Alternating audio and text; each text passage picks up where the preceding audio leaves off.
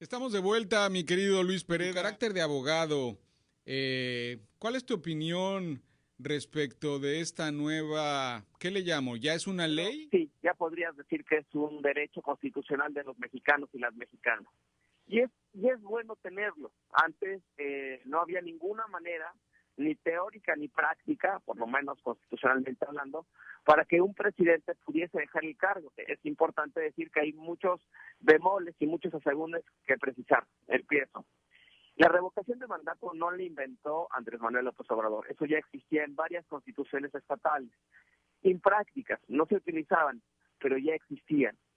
Punto número uno. Punto número dos, hoy en día existe la revocación de mandato que podría aplicarse al presidente de la República, pero es un ejercicio tan complicado que también en la práctica, igual que sucedió en las constituciones estatales, me parece que es inviable, muy complicado realizarlo, y entonces eso termina siendo una reforma descafeinada, pero es tan complicado en la vida real y con tantos recovecos que termina siendo muy difícil. Me explico rápidamente. Si un presidente va a durar 6 años en el cargo, tú y todos los mexicanos tendríamos solo 90 días para solicitar esa revocación de mandato. Es decir, menos del 1% de los días que dura el sexenio vamos a tener para solicitar la revocación de mandato. Solo se puede solicitar una vez cada 6 años. Y esa vez es a la mitad del periodo, después de haber concluido el tercer año del periodo. Es decir, si tú quieres organizarte para solicitar una revocación de mandato antes o después, ya no es posible. Solo puede ser al término del tercer año. Y en el caso del actual presidente, esto ni siquiera es cierto. En el caso del actual presidente, por un artículo transitorio de la reforma, solo tendremos 45 días para solicitar la revocación de mandato. Esto es de diciembre de 2021, de noviembre de 2021 al 15 de diciembre de 2021. Es decir, parece ser más una reforma ornamental para este presidente que una realidad. ¿Por qué? Porque se tiene que juntar una serie de firmas, se tiene que solicitar al INE la organización, se tiene que realizar la logística, que no va a ser el día de las elecciones. Es, es poco probable que en la vida real termine siendo utilizado este derecho. O sea, Sin es embargo, como otro avión presidencial que va a vender y que no ha vendido para gastarse el dinero que no se puede gastar porque no ha vendido nada. exacto, es una gran metáfora, es correcto. Es decir, señores, he aprobado la revocación de mandato, pero no se preocupen, no la van a utilizar en mi sexenio y probablemente tampoco en los siguientes sexenios.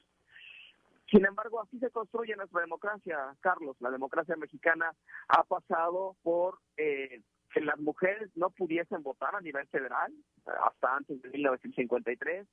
Ha pasado porque las elecciones las organizaba el propio presidente. Ha pasado porque no había candidatos independientes. Ha pasado porque era muy difícil conseguir el registro de un partido político y los ciudadanos hemos hecho eso toda la vida, ir construyendo piedra por piedra para construir el camino de la democracia. Y esta no es la excepción. Nada nunca viene desde el poder, todo lo conseguimos los ciudadanos a base de trabajo, tesón y perseverancia.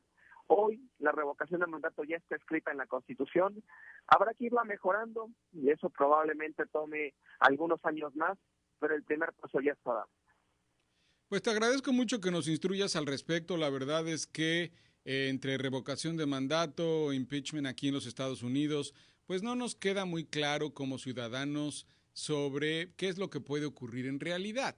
Y es muy bueno el poder ver un ejemplo de lo que ocurre aquí en Estados Unidos como algo deseable que sí, sin duda, nos dejaría con un país mucho más activo y mucho más participativo, el que pudiéramos decirle a cualquier autoridad, no, no me gusta lo que estás haciendo y tienes que irte a tu casa. Está bien que nos aclares que a lo mejor está en pañales, pero que es un buen inicio y es un buen camino para que los mexicanos, la ciudadanía, como tú lo mencionas, siga participando y sea quien haga los cambios, porque si nos quedamos cruzados de brazos y solo aplaudimos como changuitos, pues bueno, no vamos a pasar de un circo mediocre. Te mando un abrazo muy Carlos, caluroso. Dime. Carlos, bueno, ya con eso me despido. La política es demasiado importante como para dejársela solo a los políticos. Tenemos que entender eso. Dejemos ya de pensar que va a venir el Mesías a salvarnos. Eso nunca pasa. Si la salvación está por nuestro trabajo y por nosotros.